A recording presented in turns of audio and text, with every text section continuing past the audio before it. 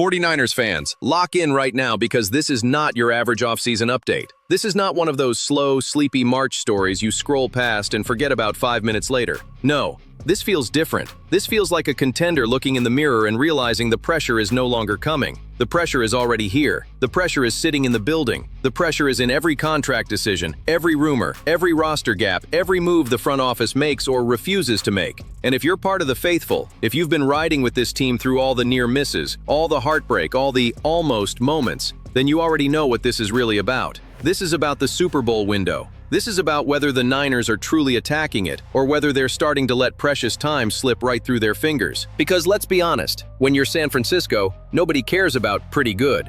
Nobody cares about respectable. Nobody cares about a nice playoff run that ends with excuses. Not with this roster, not with this standard, not with the kind of talent this franchise still has on both sides of the ball. This team is built to be in the fight. This team is built to throw punches at the top of the NFC.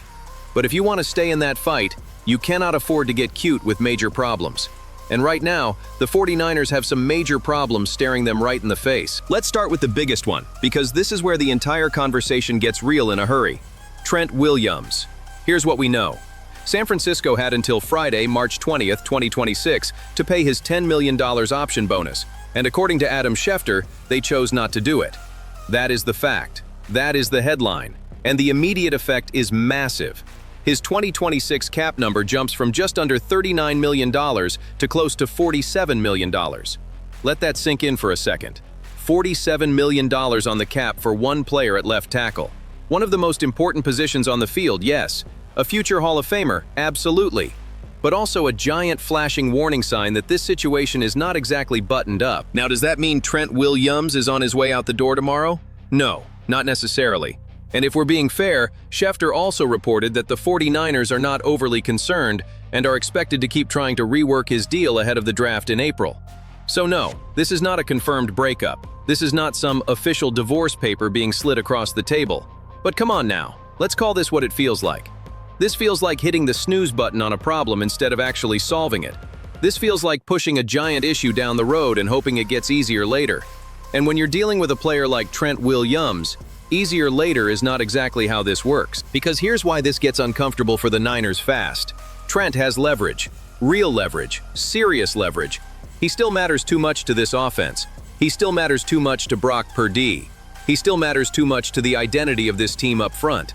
And if San Francisco had already built a clear succession plan at left tackle, if they had an obvious heir waiting in the wings, if they had made moves that screamed, "We are ready for life after Trent," then maybe this wouldn't feel so tense. But they haven't shown that. Not in a way that makes anybody breathe easy. They've made moves in the offseason, sure, but nothing that clearly says they're prepared to replace one of the best left tackles of his generation.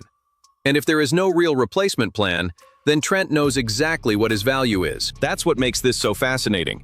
This is not just a contract story. This is a championship pressure story. This is a window story. This is a "you better know exactly what you're doing" story.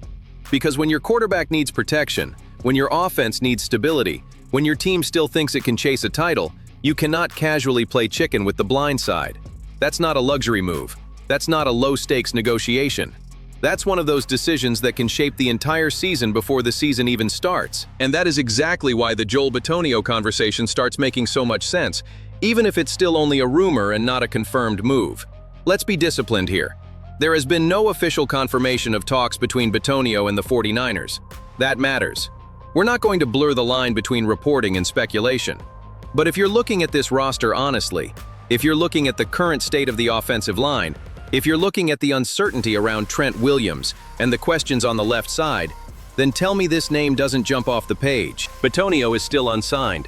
He's still deciding whether he wants to return for a 13th NFL season or retire. Cleveland has made it clear they'd welcome him back. So yes, the biggest variable here might not even be money. It might be whether the man still wants to play football.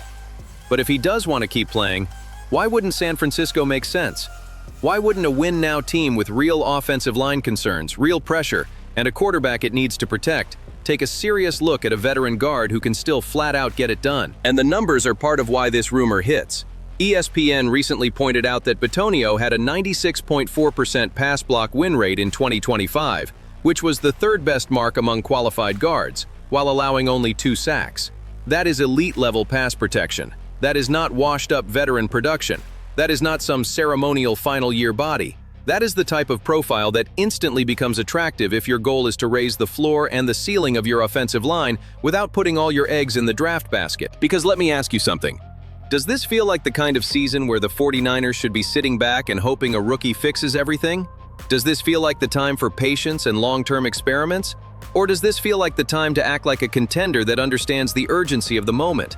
That's the whole debate right there. If Bitonio decides to keep playing, then on paper, San Francisco is one of those destinations that just fits. Short-term answer?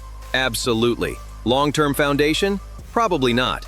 But contenders don't always need perfect long-term answers. Sometimes they need veteran solutions right now, because right now is the whole point. Now let's swing to the defensive side, because if you think the pressure ends with the offensive line, think again.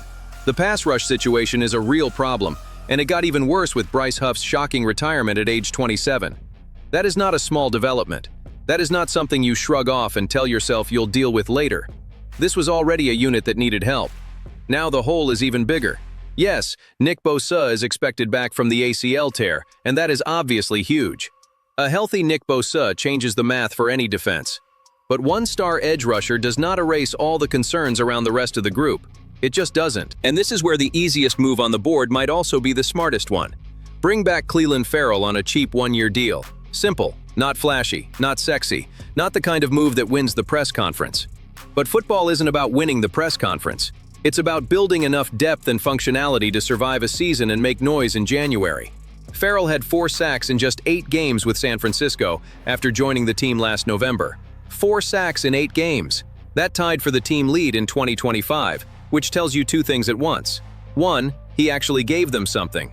And 2, the team's pass rush production overall was nowhere near good enough, because the Niners had just 20 sacks as a defense. That number is brutal for a team with championship aspirations. Brutal.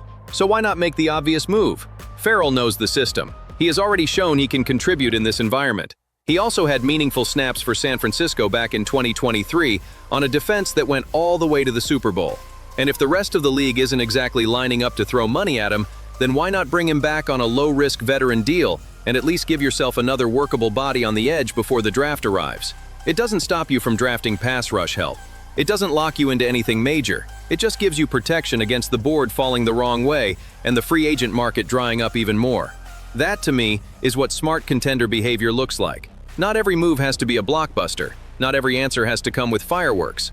Sometimes the smart move is the one sitting right in front of you, cheap, practical, and useful. And if we're talking about under-the-radar needs, we have to talk about safety, because this is another spot where the 49ers can't afford to get lazy.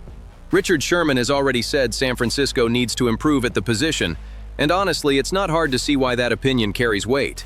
This defense still has star power. It still has pieces that can make life miserable for opposing offenses. But if you leave one vulnerable spot in the secondary, teams will find it. They will test it. They will isolate it. They will attack it over and over again when the games matter most. That is why Xavier Woods makes so much sense as a veteran option. He's 30 years old, experienced, productive over the course of his career, and he's shown he can impact games with tackles, takeaways, and veteran awareness. Last year with Tennessee, he had 39 combined tackles and 2 interceptions in 11 games before injury got in the way. Before that, he had a huge 2024 season with Carolina, posting 119 tackles and 3 picks. And the connection gets even more interesting when you remember that Raheem Morris has seen Woods up close before from divisional matchups. There's familiarity there.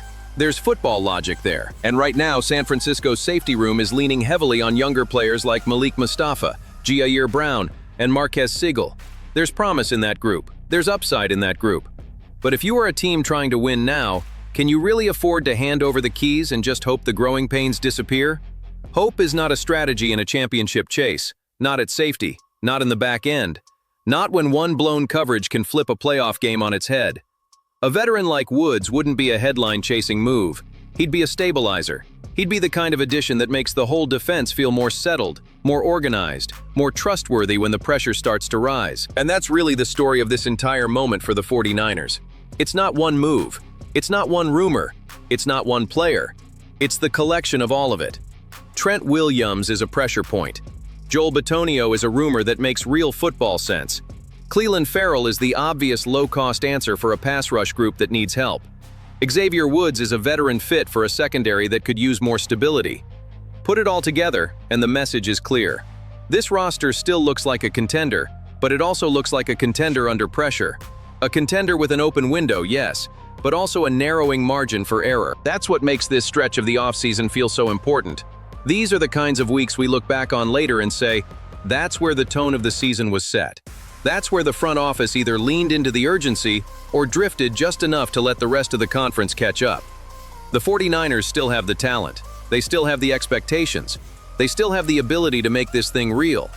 But now they have to prove they see the same urgency the fans see. So now I want to hear from you, and I mean really hear from you. Are the 49ers attacking this Super Bowl window the way a true contender should? Or are they starting to push too many dangerous decisions into the future? Drop your take in the comments, send this to another Niners fan, and let's light this thing up, because this is not background noise anymore. This feels big, this feels urgent, and this feels like one of those moments where how San Francisco responds could shape everything that comes next.